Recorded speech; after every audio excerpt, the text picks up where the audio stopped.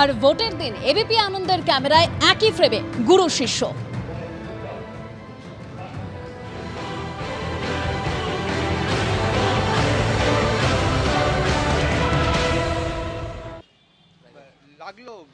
আমি এই সাইকেল একটা বাচ্চা বুঝিনি মনে হয়।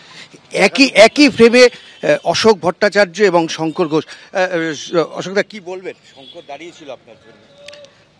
আমার জন্য, ওর জন্য দাঁড়িয়েছে, আমি আমার জন্য ভোট দিতে যাচ্ছি, সেটার মধ্যে কি আছে?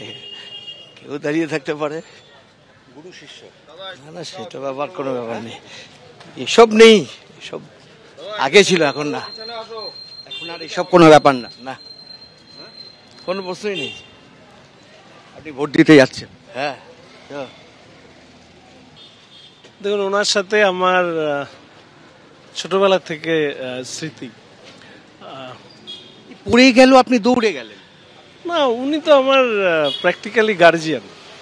এখনো আমি ওনাকে সম্মান শ্রদ্ধা যতটা আছে, আগেও যতটা ছিল এখনো আছে, আমি ওনাকে ভালোবাসি। এটা হচ্ছে সব থেকে বড় বিষয়। হ্যাঁ, রাজনৈতিক মতের দুজনের পার্থক্য হয়েছে, ওনাকেও বিড়ম্বনায় পড়তে হচ্ছে যে কাস্তে হাতুড়ি তারাকে এখন হাতের জন্য পোলিং এজেন্ট খুঁজে বসাতে হচ্ছে। উনি বলছেন হ্যাঁ আমার শিষ্য ছিল তো। হ্যাঁ, আমি সবসময় বলি উনি আমাকে রাজনীতির যে শিক্ষা দিয়েছেন সেই শিক্ষা নিয়ে আমি এগিয়েছি, এবং সেখানে মতের পার্থক্য হয়েছে, কিন্তু উনি যে আমার শিক্ষক ছিল এটা আমি কখনোই বলবো না। অশোক ভট্টাচার্য ভোট দিতে এলেন, আসার সময় পা হড়কে পড়ে গেছিলেন, দৌড়ে গেলেন শঙ্কর ঘোষ, তাকে তুললেন, এবং তারপর অশোক ভট্টাচার্য ভোট দিতে চলে গেলেন। জানালেন একসময় শঙ্কর ঘোষ তার শিষ্য ছিলেন, এবং একই কথা শোনা গেল শঙ্কর ঘোষের গলায়। আর এই দার্জিলিং এর ভোট নিয়ে একে অপরকে আক্রমণ করলেন গৌতম দেব এবং শঙ্কর ঘোষ।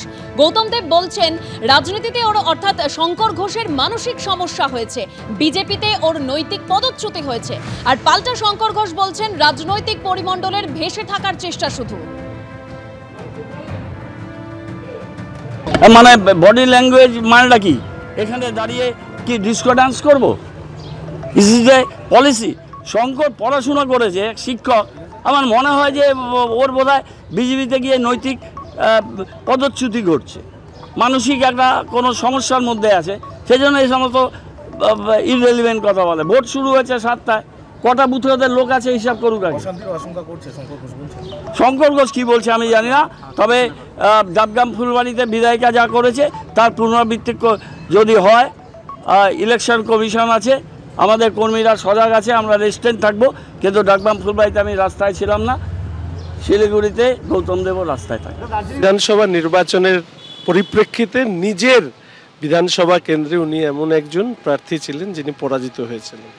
প্রশ্নটা রাজনীতি বোঝা বা অবোঝার নয়, প্রশ্নটা হচ্ছে যে আজকের দিনে দাঁড়িয়ে তৃণমূল কংগ্রেসের সরকারের বিভিন্ন মন্ত্রীরা তারা জেলে গড়াগড়ি খাচ্ছে, মুখ্যমন্ত্রী তার বাক সংযম হারিয়ে ফেলেছেন।